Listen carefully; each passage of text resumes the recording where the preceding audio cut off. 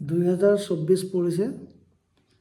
2024ত মই অসমৰ বিভিন্ন ঠাই ঘূৰি ফুৰোঁতে মোৰ হোৱা বাস্তৱ অভিজ্ঞতা কিছুমান অসমীয়া ৰাইজৰ লগত মই শ্বেয়াৰ কৰিব বিচাৰিছোঁ।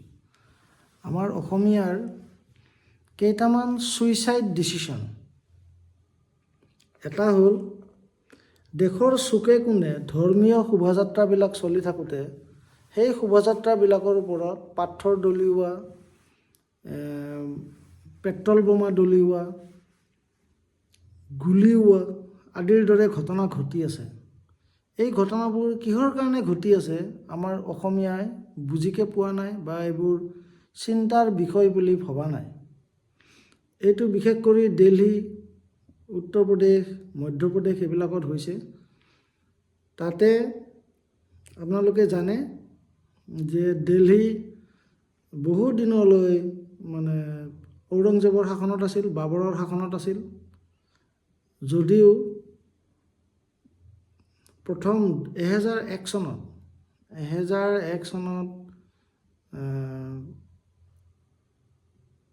পৃথ্বীৰাজৰ হাতত মহম্মদ ঘুৰি বাৰে বাৰে পৰাস্ত হৈ যোৱাৰ পিছত পৃথ্বীৰাজে তেওঁক মুকলি কৰি দিছিল। কিন্তু শেষত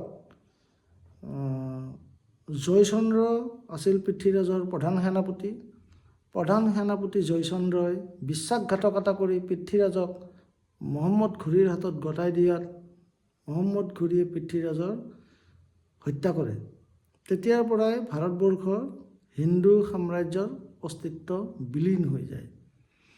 এইটো এটা বিশ্বাসঘাতক যুদ্ধত হিন্দুসকল পৰাজিত হৈছিল। যি হওক, তেতিয়াৰে পৰাই মানে সকলো মুছলিম মানুহ নহয়, কিন্তু যিসকল বাবৰ আৰু ঔৰংজেবৰ চিন্তাদৰ্শনত বিশ্বাসী তেওঁলোকে ভাবি থাকে যে গোটেই ভাৰতবৰ্ষখন আমাৰ। ব্ৰিটিছে ভাৰতবৰ্ষ এৰি থৈ যোৱাৰ পিছত তেওঁলোকে ভাবি আছিল যে গোটেই ভাৰতবৰ্ষৰ শাসনভাৰ মুছলমানসকলক দিব, যিটো সম্ভৱ নাছিল। গতিকে ভাৰতৰ স্বাধীনতাৰ সময়ত 1946 চনত মুছলমানসকলে তেওঁলোকৰ বাবে এখন নিজা দেশ বিচাৰিলে, পাকিস্তান বিচাৰিলে। তেতিয়া প্ৰচাৰ চলোৱা হৈছিল কংগ্ৰেছৰ ফালৰ পৰা আৰু মুছলিম লীগৰ ফালৰ পৰা যে যদি সঁচাকৈয়ে ভাৰতৰ মুছলমানে পাকিস্তান বিচাৰিছে তেতিয়াহ'লে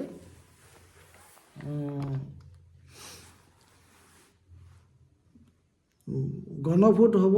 গণভোট হওঁতে ইলেকশ্যনত মুছলমানে মুছলিম লীগক ভোট দিব। সেইবাৰ মানে ভোটিং হওঁতে মুছলমানৰ কাৰণে যিখিনি আসন সংৰক্ষিত আছিল তাৰে ভিতৰত 98% মুছলমানে মুছলিম লীগক ভোট দি এইটো প্ৰমাণ কৰি দিছিল যে তেওঁলোকক পাকিস্তান লাগে। তেতিয়া বাধ্য হৈ ভাৰতৰ বিভাজন হ'ল। ভাৰতৰ বিভাজন হোৱাৰ পিছত ভাৰতবৰ্ষৰ মুছলমানখিনিয়ে যিহেতু ভোট দিছিল পাকিস্তানৰ সপক্ষে, পাকিস্তান লাগে বুলি, গতিকে ভাৰতৰ পৰা তেওঁলোক গুচি গৈ পাকিস্তানত যাব লাগিছিল। কিন্তু তেওঁলোক নগ'ল। তেওঁলোকে এটা বিৰাট ডাঙৰ এজেণ্ডা মতে কাম কৰি আছিল। মুছলিম লীগৰ এটা ডাঙৰ এজেণ্ডা আছিল, সেইটো হ'ল লড়কে লিয়া পাকিস্তান হস কে লংগে হিন্দুস্তান। তাৰমানে পাকিস্তান লোৱাৰ পিছত বাকী থকা ভাৰতবৰ্ষৰ মুছলমানখিনি নগৈ ইয়াতে জনসংখ্যা বিস্ফোৰণৰ দ্বাৰা বাকী থকা ভাৰতবৰ্ষৰো মুছলমানসকলে শাসনভাৰ দখল কৰিবলৈ, নিজামী মুস্তাফা আনিবলৈ তলে তলে কাম কৰি থাকিল। আৰু ইতিমধ্যে যিসকল পাকিস্তানত গুচি গৈছিল তেওঁলোকে যিহেতু অলৰেডি পাকিস্তানখন দখল কৰি ল'লে, গতিকে তাৰে পৰা মুছলমানসকলে ভাৰতলৈ প্ৰব্ৰজন ঘটালে। বিশেষকৈ পশ্চিমবংগ আৰু অসমত তেওঁলোকে প্ৰব্ৰজন ঘটাই চৰ এৰিয়া যিবোৰত সাধাৰণতে মানুহ নাথাকে সেইবোৰ এৰিয়াত তেওঁলোকে সেই জুপুৰি ঘৰ বান্ধিলে। জুপুৰি ঘৰ বান্ধি যিখিনি লোকেল মানুহ আছিল সেই মানুহখিনিৰ ওচৰত আহি প্ৰথমতে বিনামূলীয়াকৈ পৰিশ্ৰম কৰিলে, তাৰপিছত অলপ পইচাত পৰিশ্ৰম কৰিলে। পৰিশ্ৰম কৰি মানুহখিনিৰ মাজত মিলি গ'ল। কিন্তু তলে তলে চুৰি আৰু ডকাইতিৰে মানুহখিনিৰ অৰ্থনৈতিক কণ্ডিশ্যনটো ধ্বংস কৰি গৈ থাকিল। আমাৰ মনত আছে আমি যেতিয়া সৰু আছিলোঁ, মামাহঁতৰ ঘৰ আছিল মুকালমুৱা। মুকালমুৱাত তেতিয়া 4 ঘৰ মুছলিম মানুহ বানপানীত থাকিবলৈ জাগা নাই বুলি উটি অহা বুলি কৈছিল। তাৰ পিছৰ পৰা গোটেই অসমীয়া গাঁওবিলাকত সিন্ধি খন্দা চুৰ আছিল। মাটিৰ ঘৰবিলাক সিন্ধি দিয়ে, সিন্ধি দি ভিতৰত সোমাই যায়, চব বস্তু চুৰ কৰি লৈ যায়। মই নিজে এনেকুৱা সিন্ধি দি চুৰ কৰি নিয়া কেইবাটাও ঘৰ মই গাঁও অঞ্চলত দেখা পাইছিলোঁ। আজি সেই অঞ্চলবিলাকৰ যিসকল মুছলমান মানুহ তাতে আহিছিল, তেওঁলোকৰ বেছিভাগে চুৰ আৰু ডকাইতি কৰি লোকেল অসমীয়া মানুহৰ অৰ্থনৈতিক কণ্ডিশ্যনটো ধ্বংস কৰি তেওঁলোকে আজি নিজেই মানে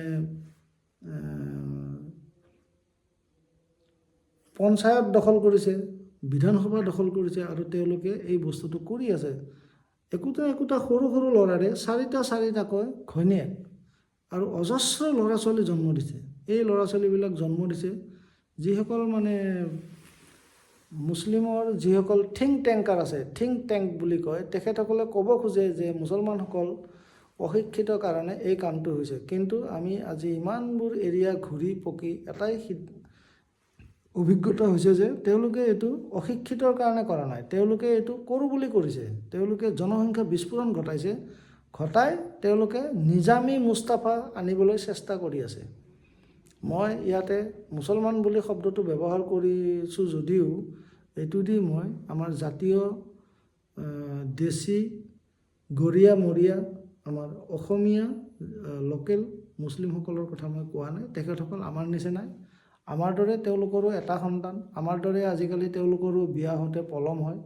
কিন্তু যিসকল মানে পূৰ্ববংগীয় মূলৰ ঔৰংজেব বাবৰৰ চিন্তাধাৰাৰ যিসকল মানুহ আছে, সেই মানুহসকলে মানে আমাৰ অসম তথা ভাৰতবৰ্ষৰ বিভিন্ন অঞ্চল দখল কৰোঁ বুলিয়ে বিভিন্ন পলিটিক্সত দি দখল কৰি আছে।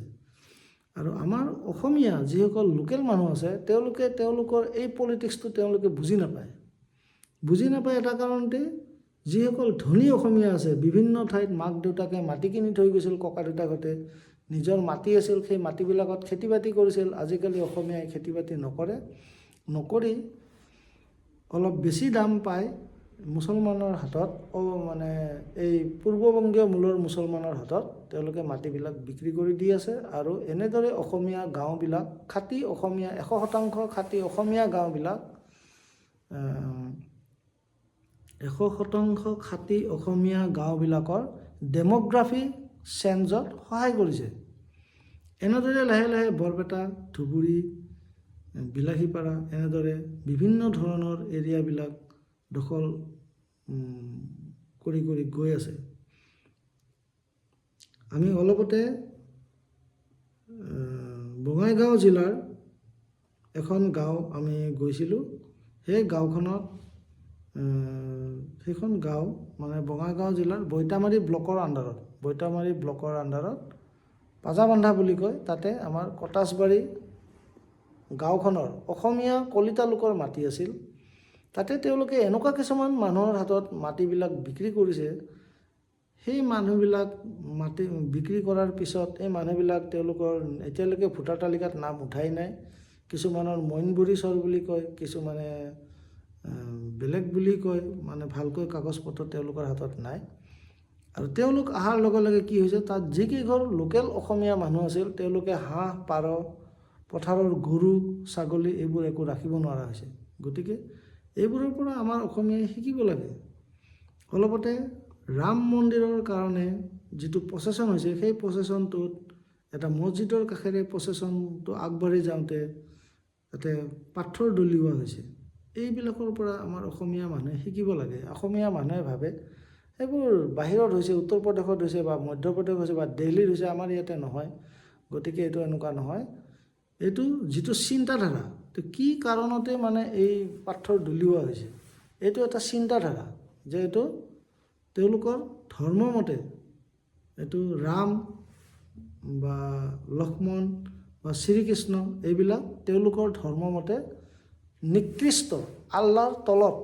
আৰু এই বস্তুটো তেওঁলোকে অপ্ৰিয় হ'লেও সত্য যে তেওঁলোকে এইটো স্বীকাৰ কৰে। আৰু এইটো তেওঁলোকে মাইকত 5 বাৰকৈ কৈ আছে যে এই বিশ্ব ব্ৰহ্মাণ্ডত আল্লাহৰ বাহিৰে সন্মান পাব পৰা কোনো ধৰ্ম নাই, এই কথাটো তেওঁলোকে চিঞৰি চিঞৰি 5 বাৰকৈ মাইকত কৈ আছে, যিটো ভাৰতবৰ্ষ ধৰ্ম নিৰপেক্ষ দেশ হিচাপে যদি সংবিধান মতে যদি মানুহে মানে তেতিয়াহ'লে এই কামটো কৰিব নোৱাৰে। এই কথাটো আচলতে যদিও অপ্ৰিয় বা শুনিবলৈ বেয়া বা মানুহে কমিউনেল বুলি ভাবিব পাৰে, কিন্তু এইটো কমিউনেল নহয়, এইটো সম্পূৰ্ণ সত্য কথা। ইয়াৰ পৰা অসমীয়া মানুহে বস্তুবোৰ শিকক আৰু বুজক। আৰু এটা ডাঙৰ ঘটনা হৈছে কি, আমাৰ অসমীয়া মানুহে বিভিন্ন মুছলমান বেপাৰীৰ পৰা বস্তুবিলাক কিনি আছে, কিবা কিনি তেওঁলোকৰ লগত মানে এটা ওতঃপ্ৰোত সম্বন্ধ গঢ়ি উঠিছে। এই সম্বন্ধ গঢ়াৰ কাৰণে আমি বেয়া পোৱা নাই, কিন্তু এনেকৈ যিসকল মাছ বেপাৰী, চব্জি বেপাৰী, কাপোৰ বেপাৰী গাঁৱে ভূঞে ঘূৰি ফুৰিছে, তেওঁলোকে আমাৰ বোৱাৰীবিলাকক বিভিন্ন ধৰণে ফুচলাই হওক কিবা কৰি হওক অপহৰণ কৰি কৰি লৈ গৈ আছে। এইটো এটা ডাঙৰ এজেণ্ডা। অসমীয়া বোৱাৰী এটা নিব পাৰিলে তেওঁলোকৰ টকা পইচাৰ পেকেজ আছে, সেই পেকেজটো তেওঁলোকে বিভিন্ন ধৰ্মীয় অনুষ্ঠানৰ পৰা পায়। গতিকে আমাৰ অসমীয়া মানুহখিনি কোনদিনা শিকিব, কেতিয়া কি কৰিব? আৰু আটাইতকৈ ডাঙৰ কথা হৈছে কি, অসমীয়া মানুহবোৰ আজিকালি লাহে লাহে এলেহুৱা হৈ গৈ আছে। আগতে এনেকুৱা নাছিল, আজিৰ পৰা 100 বছৰ আগতেতো এনেকুৱা নাছিল। আনকি আমি যেতিয়া সৰু আছিলোঁ, সৰু থাকোঁতে আমাৰ ককা দেউতাহঁতে ৰাতিপুৱা 3 বজাতে উঠি গৰু লৈ গৈ পথাৰত হাল বাইছিল। তাৰপিছত সূৰ্য উঠাৰ আগে আগে আহি ঘৰত গা পা ধুই পিঠা চাহ খাইছিল আৰু ভাত পানী খাই তেওঁলোকে বিভিন্ন কামত ওলাই গৈছিল। গতিকে এটা কৰ্মময় গাঁওবিলাক আমাৰ কৰ্মী আছিল, আমাৰ কৰ্মময় গাঁও আছিল। মুছলমানসকল মানে পূৰ্ববংগীয় মূলৰ মুছলমানসকল আহি কম খৰচতে যেতিয়া হাজিৰা কৰিব ধৰিলে, মানুহবিলাকক সহায় কৰিব ধৰিলে, অসমীয়া মানুহবিলাক লাহে লাহে অসমীয়া মানুহবোৰ এলেহুৱা হৈ আহিল। এই পৰিস্থিতিটোৰ খাম কাটিব লাগিব।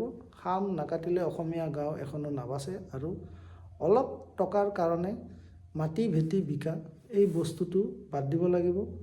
মাটি ভেটি বিক্ৰী কৰি পেলাই কেইটামান টকাৰ বিনিময়ত পূৰ্ববংগীয় মূলৰ মানুহক নিজৰ ঘৰ মাটি সম্পত্তি বিকি বিল্ডিং বনোৱা, গাড়ী লোৱা আৰু ধনী মানুহৰ নিচিনা জীৱন যাপন কৰা, এই প্ৰথাটোৰ পৰা অসমীয়া মানুহ আঁতৰি আহিব লাগিব। নহ'লে এখনো গাঁও নাথাকে আৰু অসমীয়া জাতি নাথাকিব। অসমীয়াসকল যাব ক'লৈ? এইটো এটা চিন্তা কৰিবলগীয়া বিষয়। কাশ্মীৰৰ পৰা হিন্দুসকল যে ভগনীয়া হৈছে, তেওঁলোকে এইটো বস্তু চিন্তা কৰিব লাগিব যে মছজিদৰ পৰা তেওঁলোকক আহ্বান দিয়া হৈছিল, হিন্দুসকলে নিজৰ সন্তান ছোৱালীসকলক মহিলাসকলক এৰি জীৱন লৈ পলাই যাবলৈ দিছিল। এইটো মছজিদৰ পৰা এইটো তেওঁলোকক মানে আহ্বান দিয়া হৈছিল। গতিকে এইবিলাকৰ পৰা অসমীয়া মানুহে শিকিব লাগে।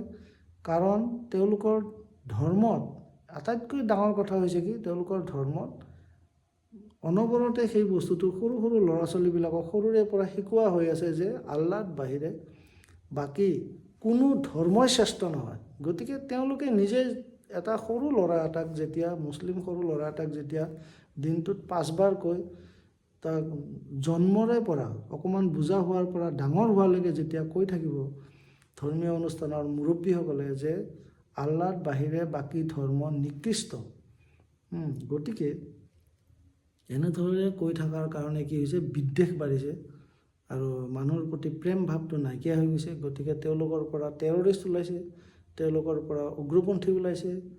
গতিকে এই বস্তুটোৰ পৰা আমাৰ অসমীয়া মানুহে শিকিব লাগে আৰু নিজৰ জাতি মাটি ভেটি সুৰক্ষা কৰিব লাগে আৰু কৰ্মী হ'ব লাগে। এই কথাখিনি যদিও মই কৈছোঁ, এইটো একমাত্ৰ পূৰ্ববংগ মূলৰ মুছলমানসকলৰ কথাহে মই কৈছোঁ। আমাৰ অসমীয়া মুছলিমসকল সম্পূৰ্ণ বেলেগ। আমাৰ অসমীয়া মুছলিমসকলক মই আচলতে মুছলিম বুলি নাভাবোঁ। তেখেতসকল যেনেকুৱা আমি কলিতা গগৈ, শৰ্মা, বেজবৰুৱা, কায়স্থ, আলী, আহমেদ আদি এনেকুৱা টাইটেলৰ মই সম্পূৰ্ণ ভাৰতীয় বুলি ভাবোঁ। তেখেতসকলে এইটো বস্তু নিজকে ভাবি ল'ব নালাগে। ধৰ্মটো একে হ'লেও অসমীয়া মুছলিমখিনি যিসকল আছে বা ভাৰতীয় মুছলিম যিসকল আছে, তেখেতসকলৰ চিন্তাধাৰা আৰু ৰীতি নীতি আমাৰ লগত মিলে। আমি তেওঁলোকক কেতিয়াও মুছলিম হিচাপত ভবা নাই। কিন্তু যিসকল পূৰ্ববংগীয় মূলৰ মুছলমান, তেওঁলোকে আমাৰ গোহালিৰ পৰা গৰুবিলাক চুৰ কৰি লৈ যাই আছে, আমাৰ পথাৰৰ পৰা ধান কাটি লৈ যাই আছে, আমাক ডকাইতি কৰিছে, আমাক চুৰি কৰিছে, কৰি আমাৰ অৰ্থনৈতিক কণ্ডিশ্যনটো ধ্বংস কৰি দিছে। গতিকে তেওঁসকলৰ কথাহে আমি কৈছোঁ। যদিও এইটো প্ৰশাসনৰ বিষয়, তথাপিতো আমাৰ অসমীয়া মানুহসকলে যদি মাটি বিক্ৰী নকৰে, তেতিয়াহ'লে এখন গাঁৱত এই বংগমূলীয় বাবৰৰ চিন্তাধাৰাৰ, ঔৰংজেবৰ চিন্তাধাৰাৰ, সংস্কাৰৰ মানুহবিলাক যদি আহিব নোৱাৰে, তেতিয়াহ'লে এখন গাঁৱত চুৰো নহ'ব, ডকাইতিও নহ'ব, গোহালিৰ গৰুও চুৰ নহ'ব, আমাৰ বোৱাৰীবিলাকো নিৰাপদে থাকিব, ছোৱালীসকল নিৰাপদে থাকিব। গতিকে এই বিষয়টোৰ ওপৰত আমাৰ অসমীয়া মানুহে অলপ ভালকৈ নজৰ দিয়া ভাল।